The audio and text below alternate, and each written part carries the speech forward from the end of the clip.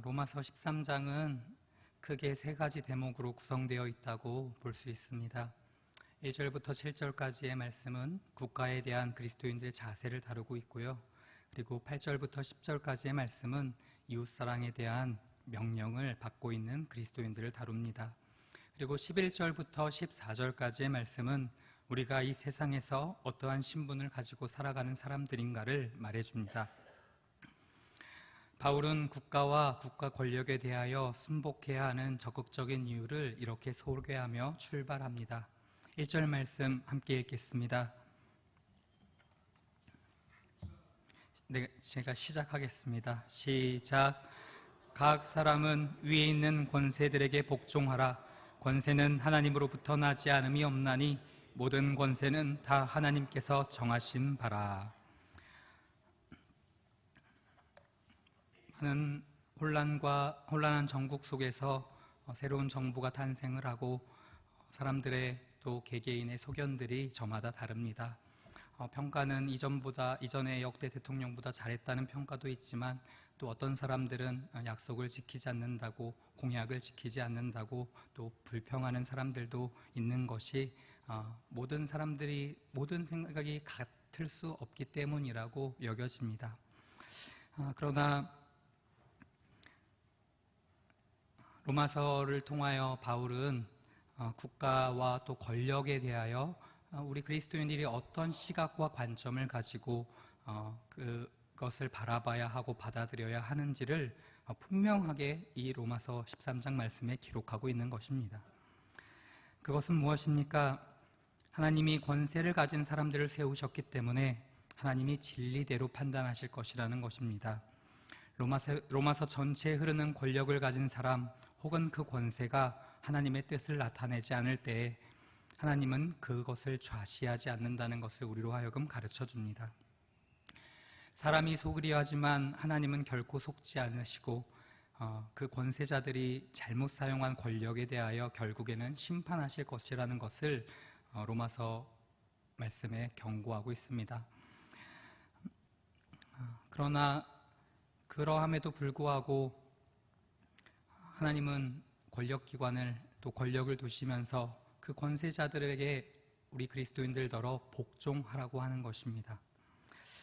이것은 어떠한 특별한 정부 형태, 예를 들어 대통령제나 의원내각제나 왕정제, 또 귀족제, 공화제라고 하는 그러한 정제에 대해서 찬성하는 것은 아닙니다. 오히려 그렇게 세부적인 거에 대해서 말씀을 하는 것이 아니라 원칙적인 의미에서 정부 권력이라는 구조가 하나님에 의해서 그들이 세움을 받았다라고 말합니다. 흔히 하는 말로 사람이 어느 당이 공적인 당이 정권을 잡았다라고 하지 않고 성경은 이를 두고 하나님이 세우셨다라고 말하는 것입니다. 이 말씀은 너무나도 우리에게 중대한 사실을 내포하고 있습니다. 하나님을 떠나서는 권세가 주어지지 않는다는 것입니다. 그러므로 권세를 거스르는 것은 하나님을 거스르는 것이라는 말이 성립이 됩니다. 2절 말씀을 같이 읽어주시겠습니다. 13장 2절입니다. 시작. 그러므로 권세를 거스르는 자는 하나님의 명을 거스름이니 거스르는 자들은 심판을 자취하리라. 이 거스름은 심판을 받게 되어 있습니다. 저도 20대 때를 돌아보면 참으로 불만도 많고 이렇게 바뀌었으면 좋겠고 저렇게 바뀌었으면 좋겠고 그러면서 많은 말들을 쏟아냈던 기억이 있습니다. 이전에 이루어져 왔던 하나님이 세우신 것에 대해서 찬동하지 않고 오히려 그것에 역행하는 발언들을 또 그 발언들이 또 책임지지 못할 발언들이지요. 그것들을 너무나 많이 쏟아내었던 기억이 있습니다. 그러나 이 거스름은 심판을 받게 되어 있다는 것입니다. 성도 여러분, 우리가 지난 과거의 역사를 통하여 권력욕으로 말미암아 실패를 자초하게 되며 모든 모임과 세력들을 흩어지게 만든 그러한 사건들을 우리는 많이 보고 있지 않았습니까? 또 역사적으로도 조선시대나 또 고려시대나 그 역사적으로도 많은 난들이 있었던 것을 우리는 봅니다. 불필요하게 권력욕으로 덤비어서 실패한 사례들을 우리는 너무나 많이 보고 있는 것입니다. 하나님은 믿는 자들에게 국가와 권력과 권세자들을 하나님의 뜻에 맞게 그들을 세우셨으니 너희가 그들에게 복종하고 순복하라고 말합니다. 순종보다 더 강하다라고 원어에는 되어 있습니다. 굴복하라는 의미는 순종보다 더 강해요. 국가는 당연코 하나님의 종이라는 것을 인식하여야 합니다. 백성들이 선을 원하는 방향으로 기능을 하고 그들이 바른 길을 벗어나서 백성들을 징벌하는 쪽으로 간다면 오히려 하나님께서 뜻하신 것을 이루는 것이 됩니다. 13장 5절을 한번 같이 읽어주시겠습니다. 시작.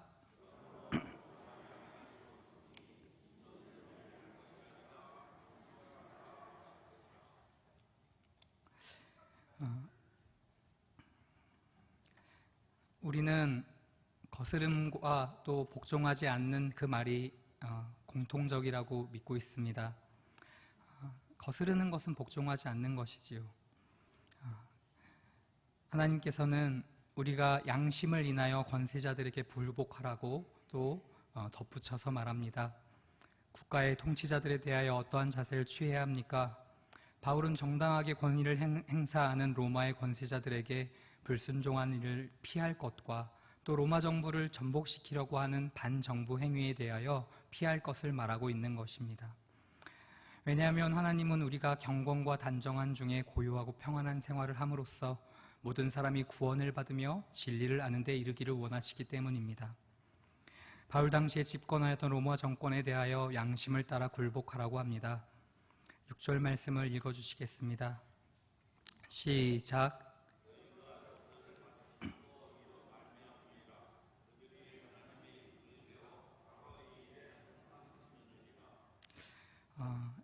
이 본문에서 세금에 대하여 기록하고 있습니다. 권세들에게 굴복하는 하나의 순종의 모습으로 세금을 떼어 먹지 말고 내라고, 정직하게 내라고 말합니다.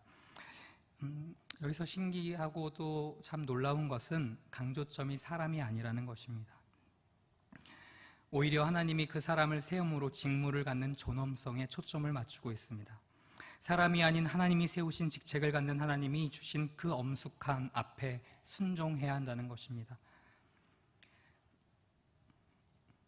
모든 권세는 하나님으로부터 나오지 않은 것이 없으니 그 의미가 여기에 있다는 것입니다. 왜 국가와 권세자들을 두려워하고 우리가 존경해야 합니까? 그들은 인간 사회의 질서를 유지하고 국민의 생명과 재산을 보호하고 악을 억제시키고 선을 증진시킨다는 점에서 볼 때 하나님의 일반 은총이 그들에게 속해 있기 때문입니다.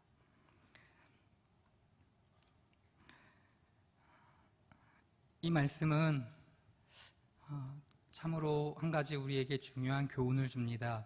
그것은 무엇인가 하면 그리스도인이 믿고 나서 예수 그리스도를 영접하고 나서 그 이후에 세상과 관계하고 세금을 내고 하는 것과 분리돼서 살아가서는 안 된다는 것입니다.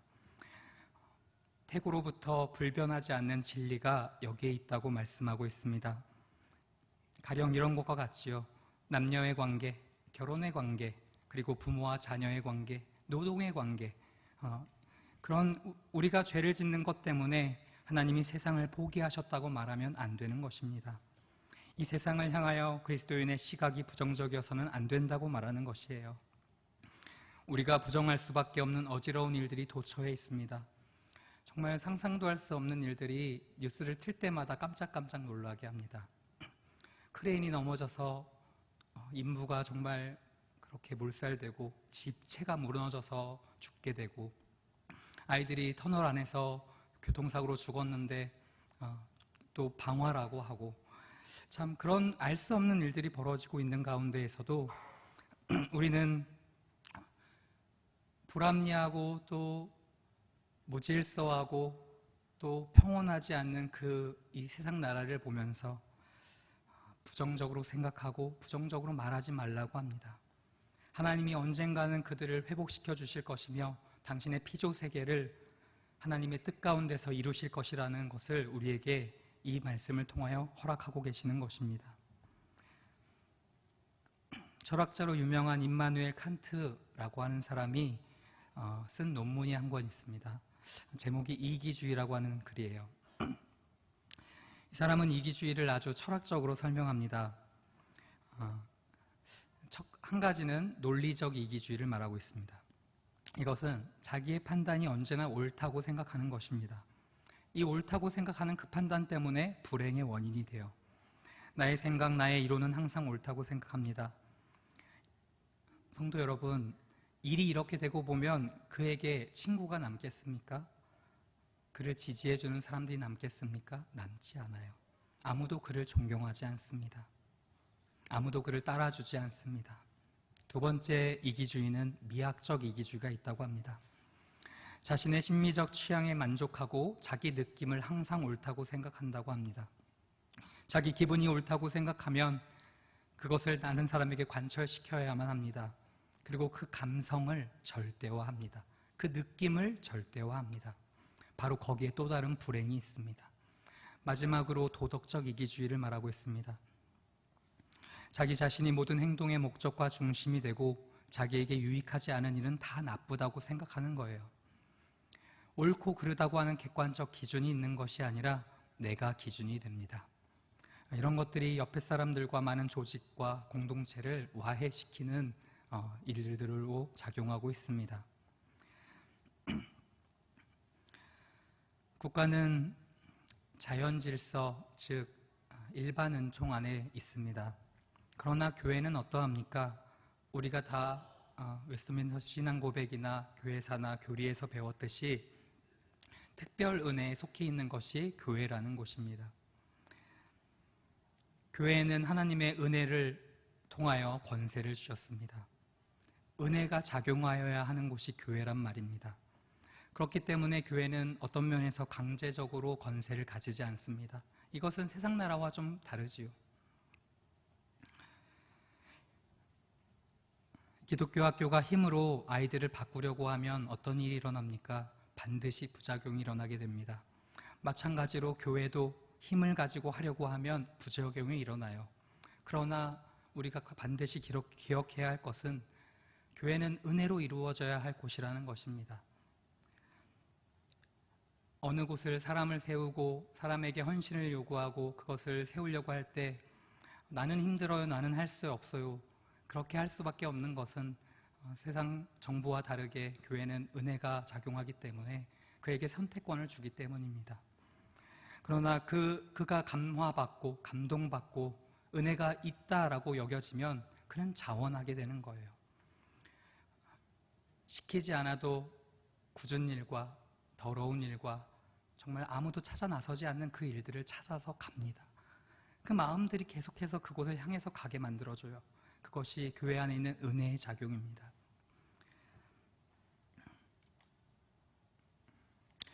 교회는 설교와 교육을 통해서 중요한 원리들을 고수해야 합니다. 다른 사람이 옆에서 아무리 뭐라 해도 사역자는 또 주의 종들은 말씀을 가지고 그 원리들을 설파해야 합니다. 이러한 원칙들을 들은 교회의 지체들이, 성도들이 자기의 처지와 형편에 맞게 또 문맥에 맞게 풀어서 살아가면 되는 것입니다. 그리고 교회의 개개의 성도들이 설교된 원리들을 구체화시켜 나가시면 됩니다. 이러한 원리들을 가지고 세상과 직면하여 살아가는 귀한 성도 여러분들이 되시기를 바라겠습니다.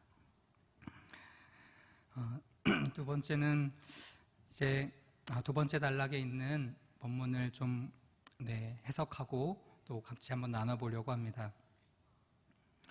바울은 국가와 그리스도인의 관계에 대해서 말할 때 그 이후에 율법과 사랑의 사이에 친밀한 관계도를 그려줍니다.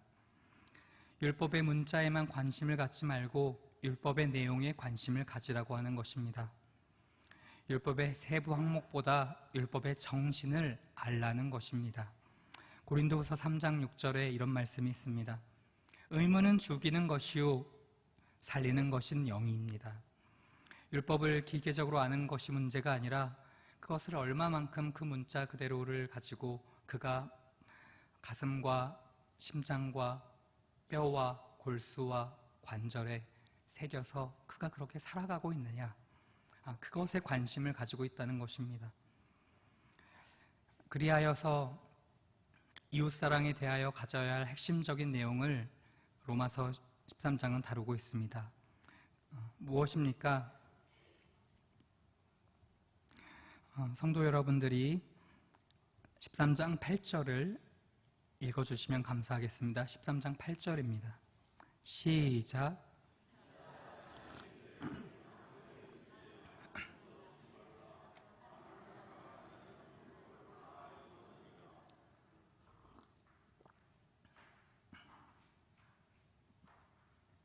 사랑의 빛, 이것은 우리가 복음의 빛을 모든 사람에게 지고 있는 것과 같습니다. 우리가 이전에는 죄인된 자였고 천국에 절대로 들어갈 수 없는 자였고 하나님을 알려고 해도 알 수도 없고 하나님이 보이지 않던 나 같은 자를 하나님 참으로 긴밀한 가운데 세밀한 음성으로 또 말씀 가운데 한 구절 또 구절을 통하여 우리에게 눈물로써 화답하시고 그것들을 우리에게 당신의 복음의 깊이와 넓이와 길이를 알려주셨습니다. 그것은 무엇입니까? 복음에 우리가 비쳤다는 것입니다. 우리들이 비쳤으니 당연히 다른 사람에게 그 빚을 되갚아줘야 하는데 왜 그걸 안 하냐는 말입니다. 왜 그걸 안 하냐는 말이에요. 그리스도인이라면 이제 아무에게도 빚을 지지 말고 오히려 이웃에게 관용과 사랑과 너그러움을 가질 것을 명하고 있습니다. 우리가 이웃에 대하여 이러한 의무를 지녀야 하는 것은 당연한 권리고 예수님이 우리를 위하여 십자가에서 모든 죄를 해결하시고 우리를 아들 삼아주시고 우리를 양자 삼아주시고 우리를 천국에 들여보내주실 것이 명확관하하기 때문입니다.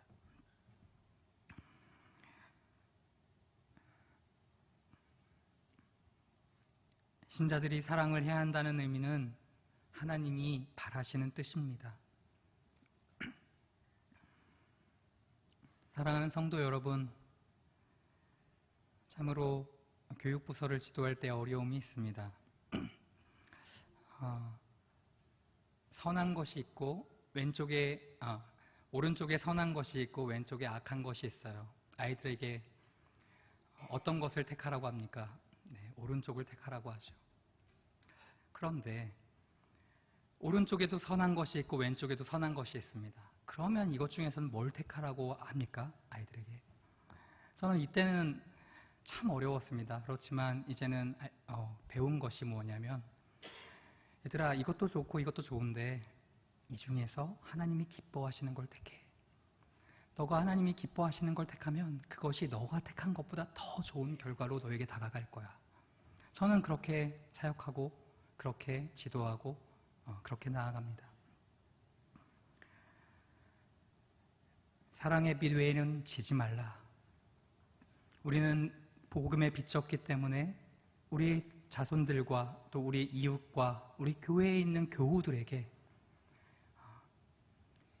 이 사랑의 빛 외에는 아무에게도 지지 말며 그들을 진심으로 피차 사랑해야 한다는 것입니다. 성도 여러분, 사랑하십니까? 여러분들 안에 사랑이 있습니까?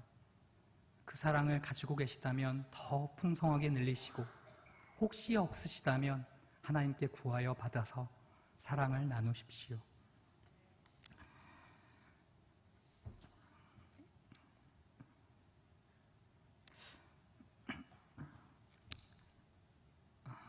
헬라 철학에는 아가페라는 말이 안 나옵니다. 우리 성경에는 필레오라는 단어가 나오고 에로스라는 단어가 나오고 또 이제 아가페라는 단어가 나와서 이제 세 가지를 분류해서 공부를 하잖아요. 하지만 헬라 철학에 나온 책들은 아가페라는 단어가 안 나와요. 그러니까 사사시 뒤지고 뒤져서 찾아보아도 아가페라는 단어가 안 나옵니다. 왜 그렇습니까? 자연인이나 거듭나지 않은 사람들은 절대로 아가페를 알 수 없다는 겁니다. 그들은 우정, 친구 간의 우정, 부모와 자녀 간의 우정, 사랑, 그 정도는 압니다. 그렇지만 조건부예요. 그러나 무조건적인 사랑인 아가페는 나오지 않습니다. 사랑하는 성도 여러분, 위로부터 나오는 사랑은 우리가 인위적으로 만들어낼 수 없는 것에 동의하십니까? 위로부터 나오는 사랑이 있어야, 그 성품을 소유하여야 우리는 진정한 사랑을 실행할 수 있습니다. 십자가의 사랑을 알지 못한 사람은 이웃을 내 몸과 같이 사랑할 수 없다는 거예요. 십자가로 인하여 자기의 죄를 들여다보지 못한 사람은 다른 사람을 절대로 사랑할 수 없습니다. 우리 안에 그리스도의 마음이 없으면 이웃을 사랑할 수 없는 것과 마찬가지입니다. 오직 성령으로 나와야, 우리가 태어나야 이웃을 사랑할 수 있는 것입니다. 이 사랑이 의자에 앉아 사랑을 논하는 논술이 아니고 또 탁상공론이 아니고 그 행동 자체로 표현되는 실행인 것입니다. 그리스도인의 사랑은 감상이 아닙니다. 사랑은 행합니다. 그리고 먼저 달려가요. 사랑은 이웃에게 도움을 주는 체험을 합니다. 예전에 느와르 영화를 보다가 그 조직 세계에서 있는 대화를 듣고 참 어떻게 저 멘트가 있을까 했던 대목이 있어서 한번 말씀드려 보겠습니다. 우리가 식구는 같이 맞고 같이 고생하고 같이 밥 먹고 같이 하는 거 아닌가, 이렇게 표현하는 느와르 영화를 봤습니다. 성도 여러분, 서로 사랑하십시오. 그것이 여러분들을 향하신 하나님의 뜻이고, 그리고 로마서 13장에서 두 번째로 말하는 대지의 요체입니다.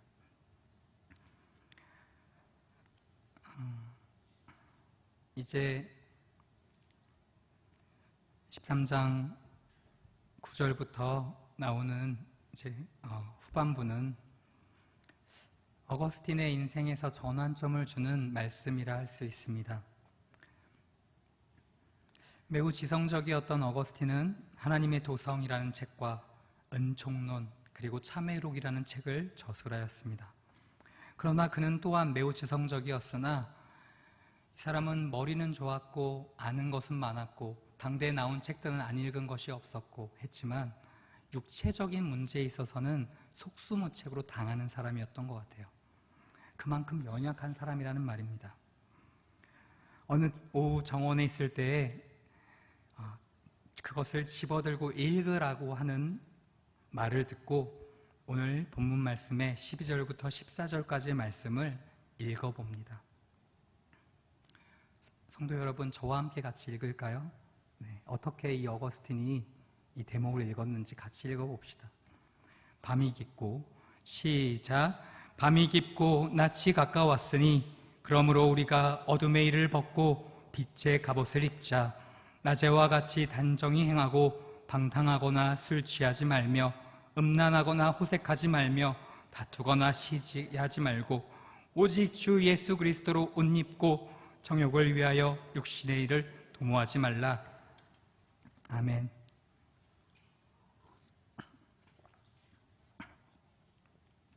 이 말씀이 어거스틴에게 굉장히 강한 빗줄기처럼 그의 영혼에 비추었습니다.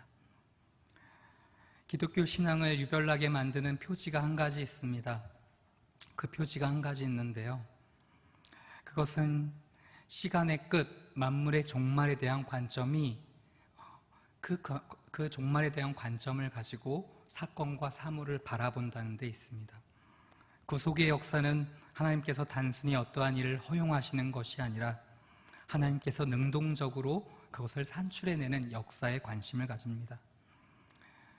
단연코 이 역사는, 이 나라와 이 정부와 이 국가는, 그리고 교회는 하나님의 것이 됩니다. 하나님이 인간의 세계에 들어오셔서 하나님의 설치해 놓으신 무대에 우리가 속해 있다는 것입니다.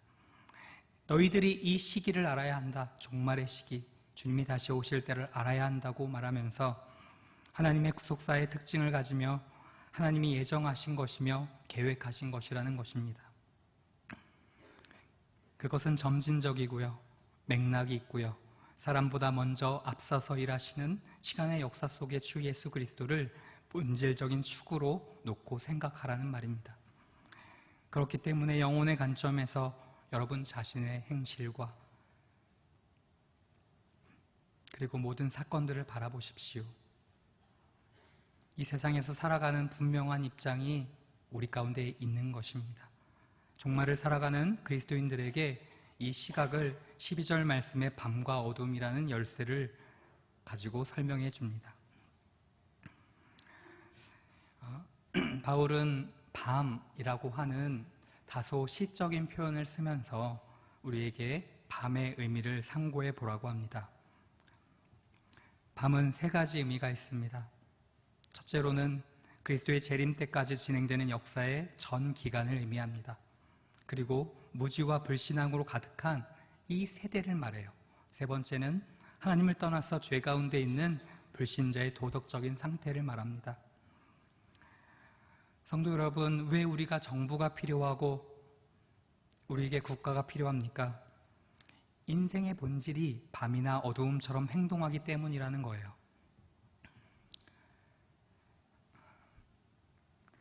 신대원을 다닐 때 항상 교수님들께서 박윤선 목사님의 그 신대원 졸업할 때 악수하면서 하셨던 말씀을 항상 전해주셨습니다.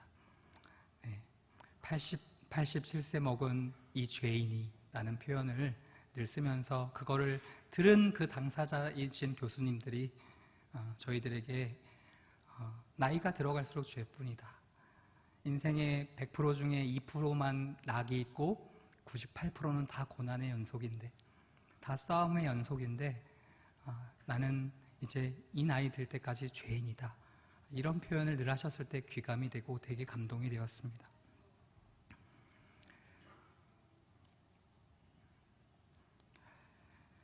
밤과 어두움은 인간의 궁극적인 상태를 밝혀냅니다. 부끄럽고 열매가 없고 죽음을 향해 치닫는 어두움처럼 그 밤은 움직이고 있습니다. 그것을 우리에게 빗대어 말하고 있는 거예요. 너희들의 인생이 밤이지 않느냐? 늘 밤처럼 살아가고 있지 않느냐? 거기에 낯이 어디 있느냐?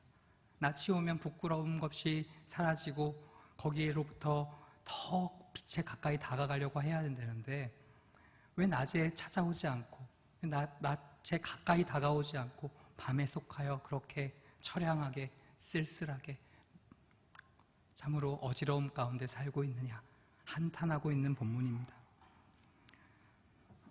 이런 시가 있습니다. 사람들은 그대 곁에서 어두움 속에서 죽어가고 소망도 없이 무덤을 즐거워하네. 사랑하는 성도 여러분, 그리스도인들은 주님의 때를 압니다. 이 시기를 알아요. 인간들이 만들어 놓은 문화를 신뢰하지 않습니다.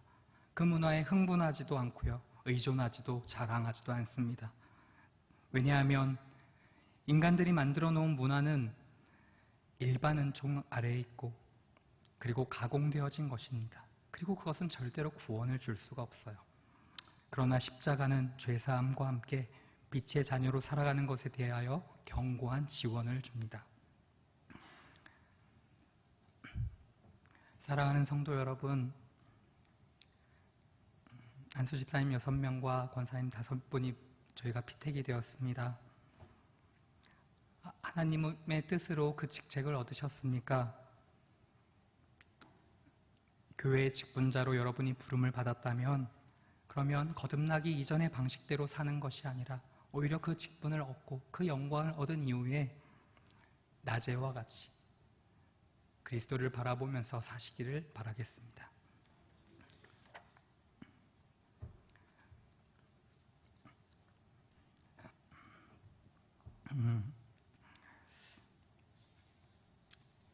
바울은 그리스도의 재림을 기다리는 성도에게 이렇게 말합니다. 성도 여러분들께서 12, 13, 14절을 한 번 더 읽어주시기 바랍니다.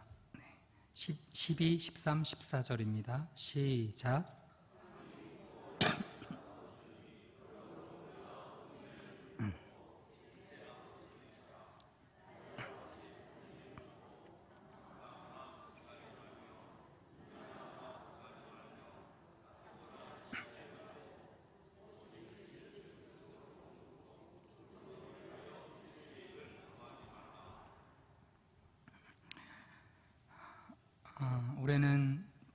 종교개혁자들이 개혁을 한 500주년이 기념이 되는 해입니다.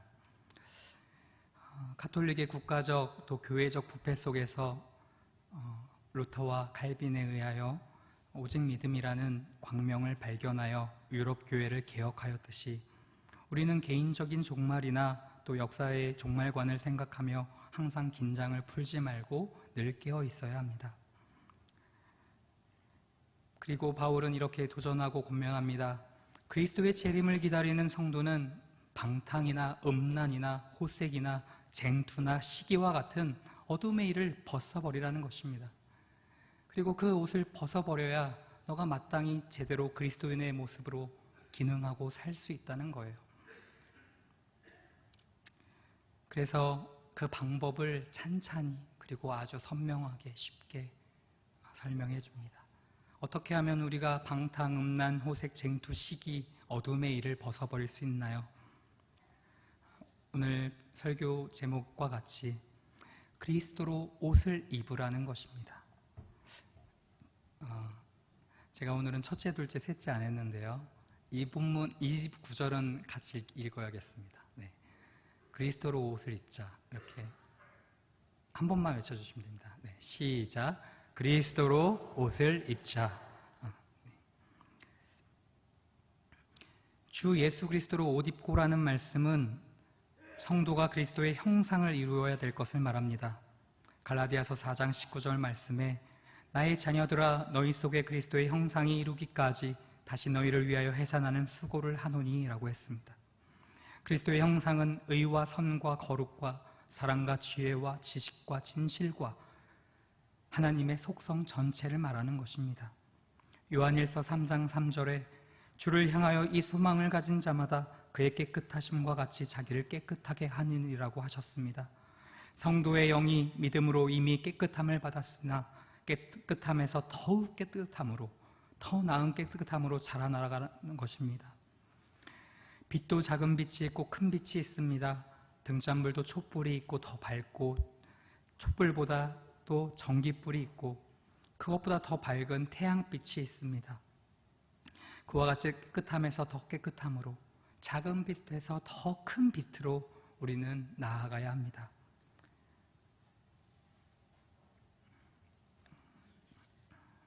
그리스도로 옷을 입자.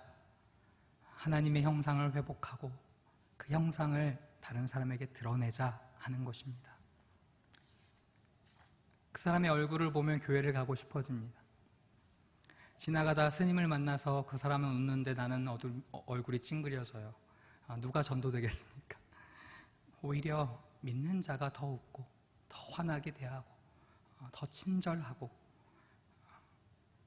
그렇게 감동을 주고 감명을 주고 눈물을 쏟아낼 줄 알아야 그래야 이웃 사람들이 전도되어지고 국내 선교가 이루어지는 거 아니겠습니까?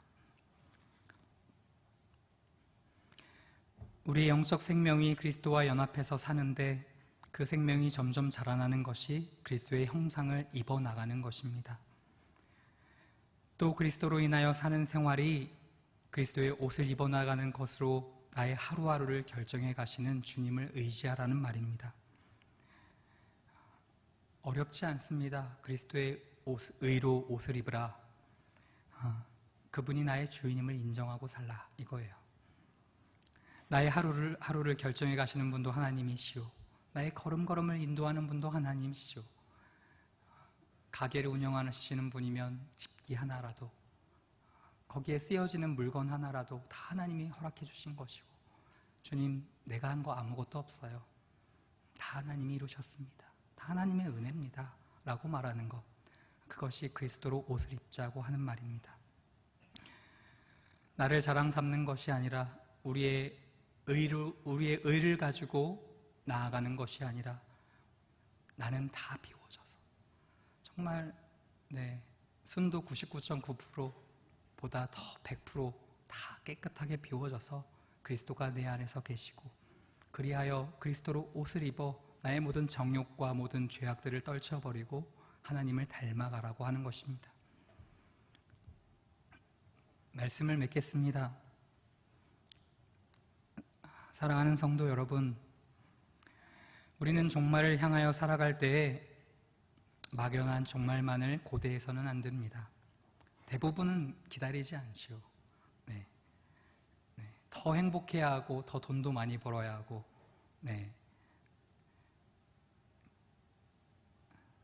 더 자손들이 잘 되는 거 보고 가야 되고. 그렇지만 이웃과의 관계없이 하나님만 믿는 신앙만이 제일이라는 관념에서 벗어나 국가를 존중하고 하나님이 세우셨음을 알고 이웃을 내 몸과 같이 사랑하며 그리스도의 의로 옷 입는 주의 귀한 성도들이 되시기를 간절히 기원합니다. 기도하겠습니다.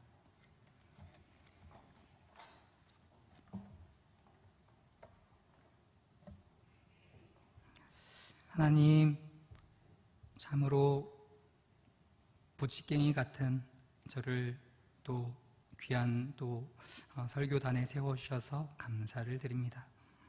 하나님, 40여 년간을 이 교회를 또 주님께서 핏값 주고 사셔서 이곳에 참으로 많은 귀한 성도들을 또 두시고 또 귀한 또 중직자들을 세워주셔서 감사합니다.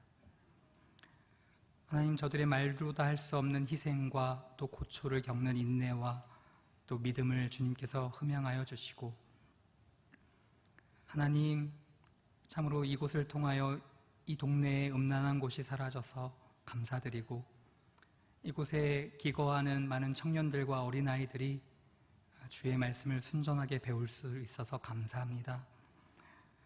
앞으로 더욱더 진군하게 하시고 멈추지 말게 하시며 그리스도의 의로 옷 입는 저와 귀한 성도들이 되기를 간절히 주님 앞에 기도합니다.